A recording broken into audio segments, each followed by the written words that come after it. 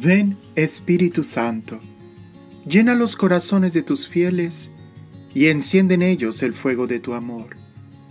Envía tu Espíritu y serán creadas todas las cosas y renovarás la faz de la tierra. Oremos.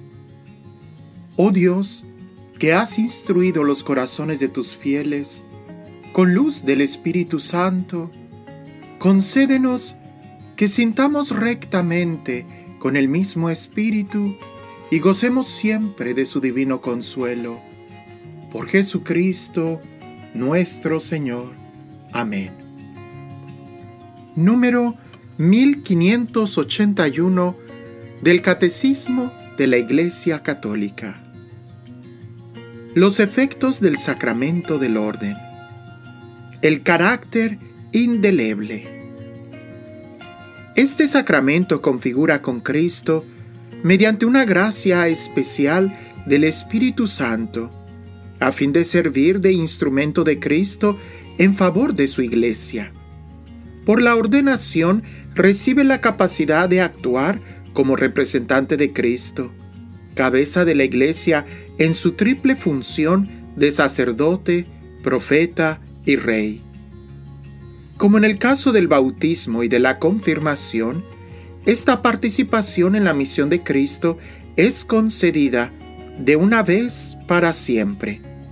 El sacramento del orden confiere también un carácter espiritual indeleble y no puede ser reiterado ni ser conferido para un tiempo determinado. Un sujeto válidamente ordenado puede ciertamente por causas graves ser liberado de las obligaciones y las funciones vinculadas a la ordenación, o se le puede impedir ejercerlas, pero no puede convertirse de nuevo en laico en sentido estricto, porque el carácter impreso por la ordenación es para siempre. La vocación y la misión recibidas el día de su ordenación lo marcan de manera permanente. Puesto que en último término es Cristo quien actúa y realiza la salvación a través del ministro ordenado, la indignidad de éste no impide a Cristo actuar. San Agustín lo dice con firmeza. En cuanto al ministro orgulloso, hay que colocarlo con el diablo. Sin embargo, el don de Cristo no por ello es profanado. Lo que llega a través de él conserva su pureza.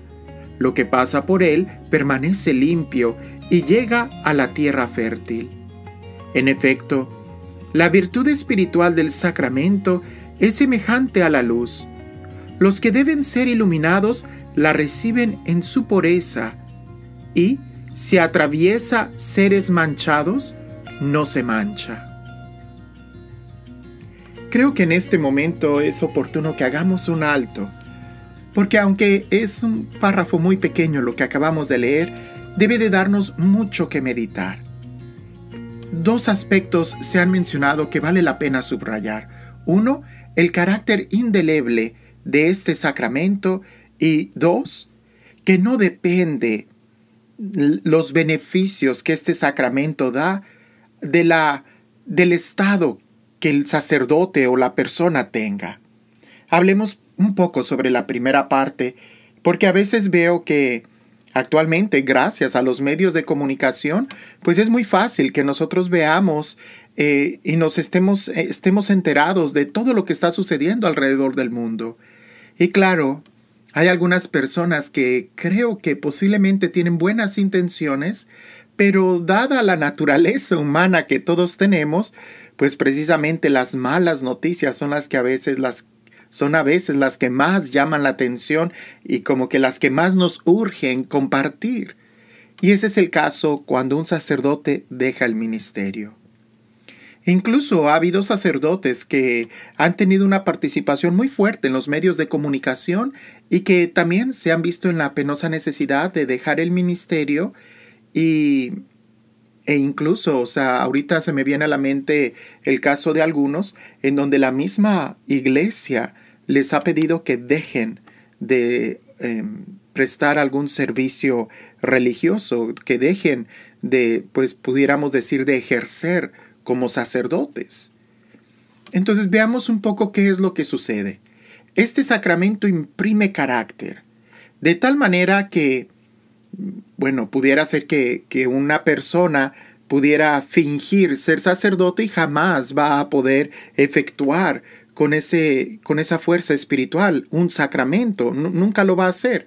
Es en el caso de, por ejemplo, cuando vemos a los niños que están jugando a la misa con una galleta María, pues es un niño y está jugando y nunca va a celebrar una misa, aunque se aprendiera todas las oraciones de memoria. Pero ese no es el caso con un sacerdote. Una vez que la persona, el varón, ha sido ordenado, va a ser sacerdote siempre. Y ya no va a poder jugar con eso porque siempre, pudiéramos decir, estará efectuando la bendición de la consagración. Aunque él quisiera como que jugar, pues no se puede jugar con eso. Por eso el sacramento marca, transforma, sella a la persona, de tal manera que lo que él dice con esas intenciones de realizar el sacramento se va a realizar. Aún cuando se les da la dispensa de las obligaciones, casi siempre la carta que se les da por parte de la Santa Sede dice: se le otorga a la persona fulana de tal la dispensa de sus obligaciones como sacerdote, y se le recuerda que en caso de extrema necesidad, urgencia o peligro de muerte, puede él absolver pecados, aunque ya no tenga las obligaciones. Y las obligaciones son, pues precisamente el celebrar la misa, el estar sujeto a una parroquia, a una obediencia, al rezo obligatorio de la liturgia de las horas, etcétera, etcétera. A ese tipo de obligaciones se le quita. Pero veamos el otro aspecto.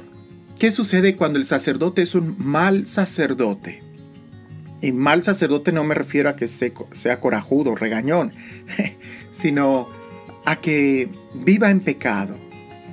Bueno, pues el sacramento, cuando él realiza la misa, cuando él absuelve los pecados, ¿verdad? No los hace en méritos propios, los hace en méritos de Cristo. Y el único santo aquí es Cristo. De tal manera que, como dice el catecismo mencionando a San Agustín, la luz es luz, y la luz es capaz de pasar por alguna suciedad, pero la luz no se ensucia. Entonces la palabra de Dios y la gracia que nos dan los sacramentos a través de los sacerdotes nos llega pura, a pesar de la impureza que pudiera tener el sacerdote.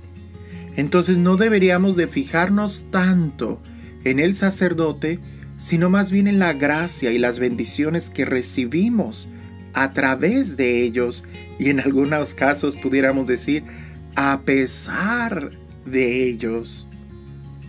No nos escandalicemos cuando escuchemos que un sacerdote deja el ministerio, ¿verdad? Usualmente un avión que se cae causa más noticia que miles de aviones que siguen en el aire, ¿no? Es lo mismo que sucede.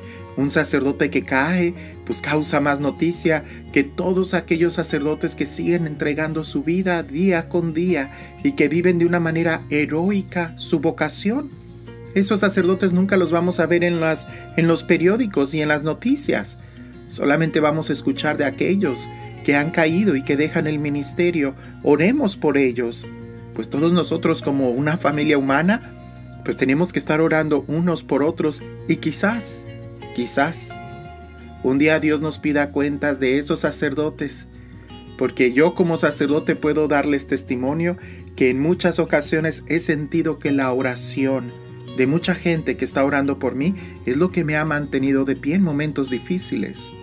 Los sacerdotes no son superhéroes traídos de otros planetas, ¿no? Es gente tan frágil como tú, como yo, como cualquiera, ¿verdad? Pero que ha sido llamado a ejercer un rol que quizás es un poco difícil por lo tanto que se le exige y se le demanda a esa persona, pero no deja de ser una persona como tú y como yo.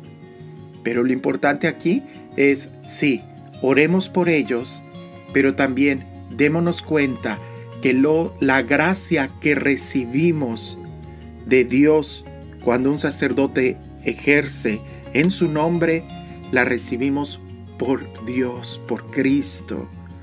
Y en algunas ocasiones a pesar de su ministro, pero Dios es el que permanece fiel. Y la gracia de los sacramentos, de una misa o incluso de la misma confesión, de la absolución de los pecados, para nosotros sigue siendo plena, perfecta, pura, a pesar de la condición que tiene el sacerdote. Así que lo que nos queda es ser más conscientes del amor que Dios nos tiene y seguir orando unos por otros.